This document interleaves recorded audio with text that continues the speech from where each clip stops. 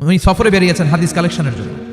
প্রচন্ড শীতের রাত, উনি মাগরিবের নামাজ, এশারের নামাজ পড়ে একটা মসজিদে শুয়ে পড়লেন, আর শুয়ে শুয়ে হাদিস পড়তেছেন। কি পড়তেছেন? কথা বলেন। আর মনে মনে ভাবলেন রাতটা মসজিদে কাটায় দেই, ফজরের নামাজ পড়ে আবার বেরোবো। কিন্তু দারোয়ান এসে বলে মসজিদে থাকতে পারবেন না, ওঠেন। দারোয়ান আছে না? কথা কন। আহমদ ইবনে হাম্বল বললেন, আমি শুধু রাতটা থাকতে চাই, আমি তো ফজরেরও মুসল্লি, ফজর নামাজ পড়বো তো এই মসজিদে, আমার থাকতে দাও। দারোয়ান তো দেয় না, কেন? মসজিদে থাকার জায়গা না, যান মিয়া। উনি যে আহমদ ইবনে হাম্বল এটা চিনে নাই, থাকতে দেয় না। কি করবে এখন? উনি কাঁথা গুছিয়ে হাদিসের কিতাব নিয়ে কাঁধের মধ্যে ব্যাগ নিয়ে মসজিদ থেকে বের হয়ে গেলেন। কি আর করবে? প্রচন্ড শীত, আর কাঁপতেছেন বুড়ো মানুষ। পথিমধ্যে দেখলেন বাজার, বাজার একজন খাব্বাস, শাবগুন খাব্বাস, যুবক রুটি বিক্রেতা। সে রুটি বিক্রি করে, চুলার মধ্যে রুটি সেকে। সে যে সালাম দিল, আসসালামু আলাইকুম, যুবক বলে ওয়ালাইকুম আসসালাম।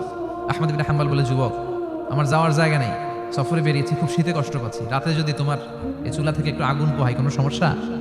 যুবক বলে, না না সমস্যা না, আহলান ওয়া সাহলান, খোশামদেদ, আসেন আসেন, আপনি আগুন পোহাইলে আমার সমস্যা কি? সুবহানাল্লাহ পড়েন।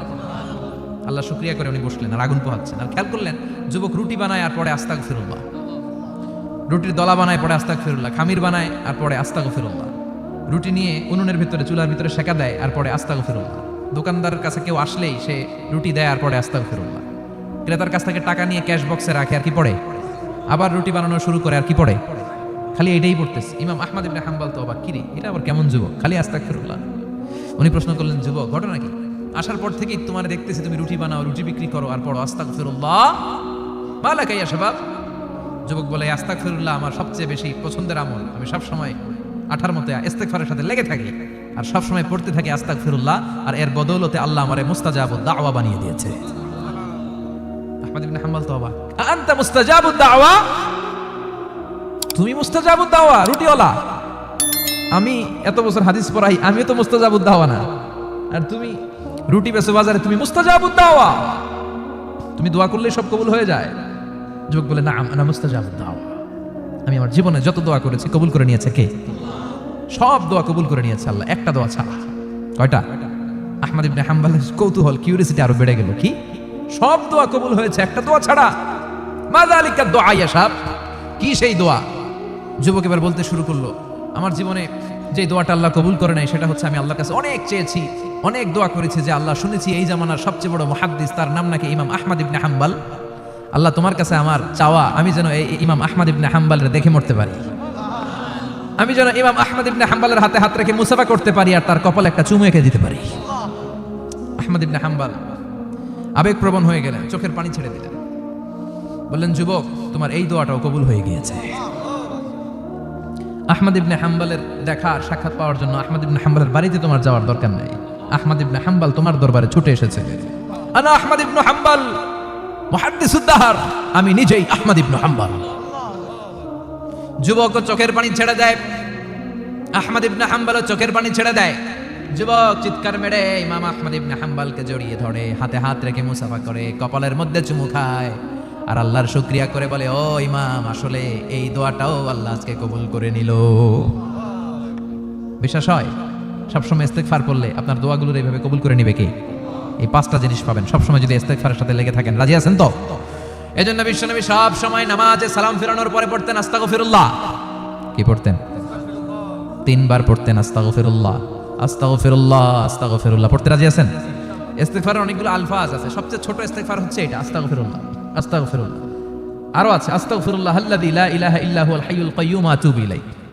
বিশ্বনবী বলেন, এই ইস্তেগফারটা যদি কেউ পড়ে, আত-তাওয়াল্লি মিন ইয়াউমিজ যাহাফ, যুদ্ধের ময়দান থেকে পালিয়ে আসা কবিরা গুনাহ।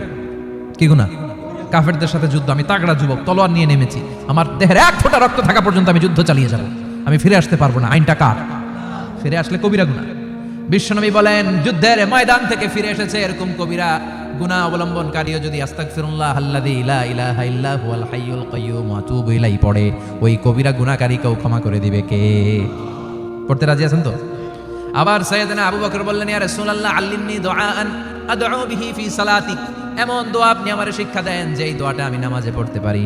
বিশ্বনবী বললেন, পড়ো আল্লাহুম্মা ইন্নী যালামতু নাফসি যুলমান কাসীরান ওয়া লা ইয়াগফিরুয যুনুবা ইল্লা আনতা ফাগফিরলি মাগফিরাতাম মিন ইনদিক ইন্নাকা আনতাল গফুরুর রহিম। সুবহানাল্লাহ পড়েন। এটাও ইস্তেগফার।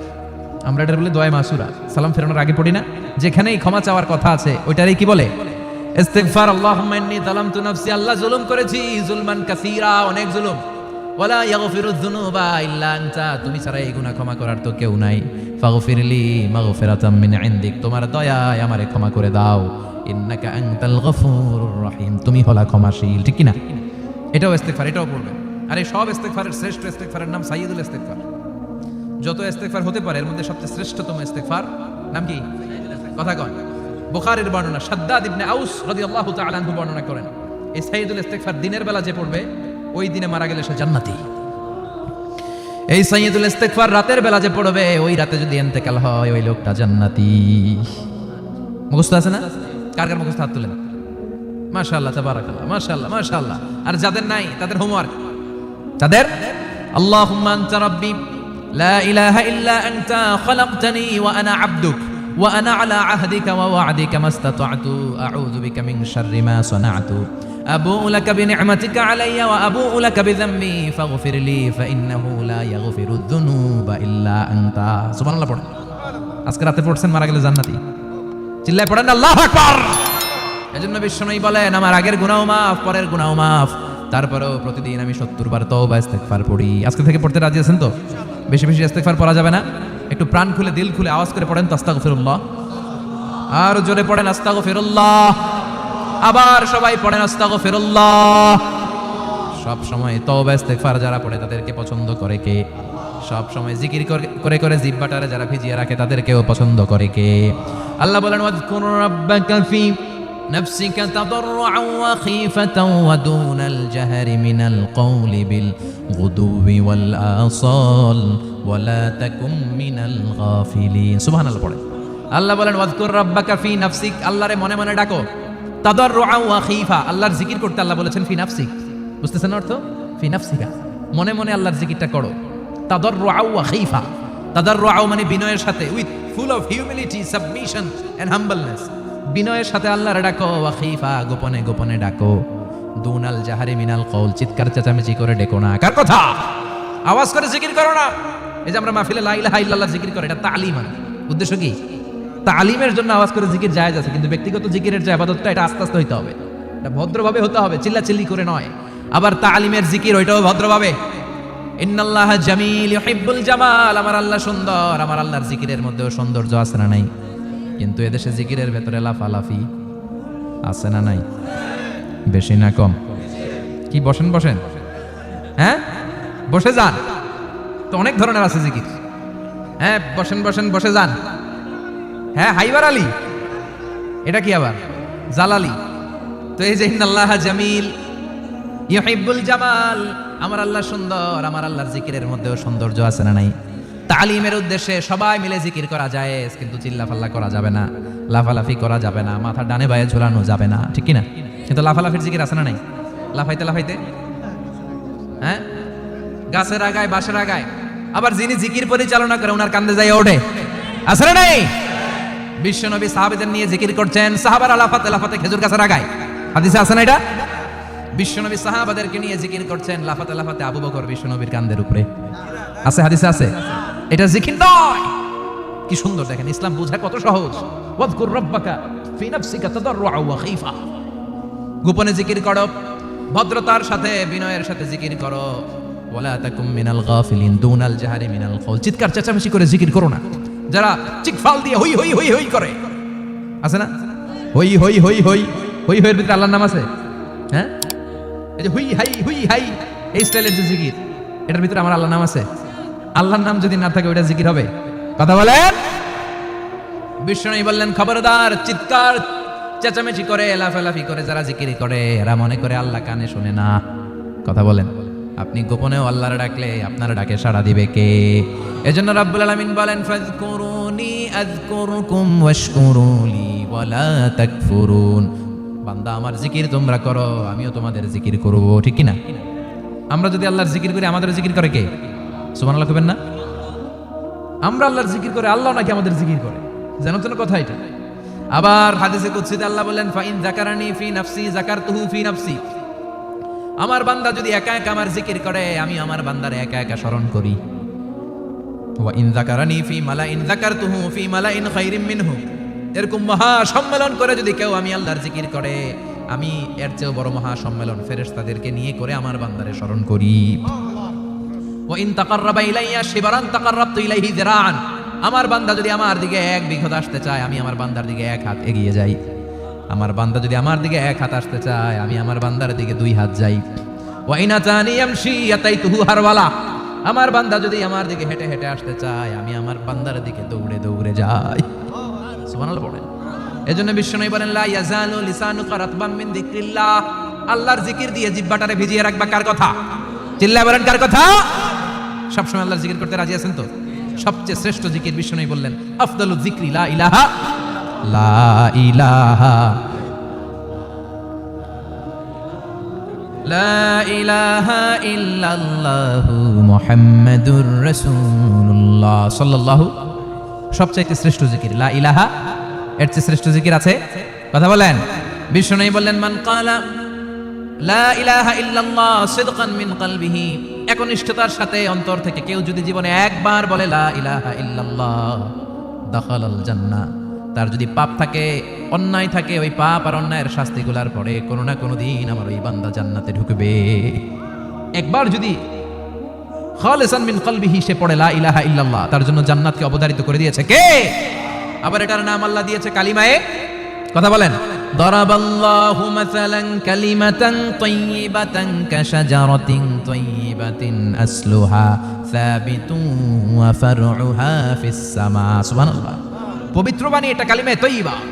আবু সাঈদ আল খুদরি থেকে বর্ণিত, মুস্তাদরিকে হাকিম আর সহিহ ইবনে হিব্বানে এসেছে। বিশ্বনবী বলেন, মুসা আলাইহিস সালাম আল্লাহর একবার প্রশ্ন করলেন, ইয়া রাব আল্লিমনি দুআআন আদউ বিহি। আপনি আমার এমন একটা জিকির শিক্ষা দেন যে এই জিকির দিয়ে আমি শুধু আপনার জিকির করব, কেউ এই জিকির করতে পারবে না। এই জিকির জানবো শুধু আমি আর জানবেন। কথা কোন? প্রশ্ন করছে কে? হ্যাঁ, কাকে করেছে? আল্লাহ এমন একটা জিকির শিখান যে জিকির কেউ জানে না, আমি জানবো, আর ওই জিকির দিয়ে প্রাণ ভরে আপনারে ডাকবো। আল্লাহ বললেন, মুসা পড়ো লা ইলাহা লা ইলাহা ইল্লাল্লাহু মুহাম্মাদুর রাসূলুল্লাহ। মুসা আলাইহিস সালাম বললেন, আল্লাহ চাইলাম কি, কইলেন কি?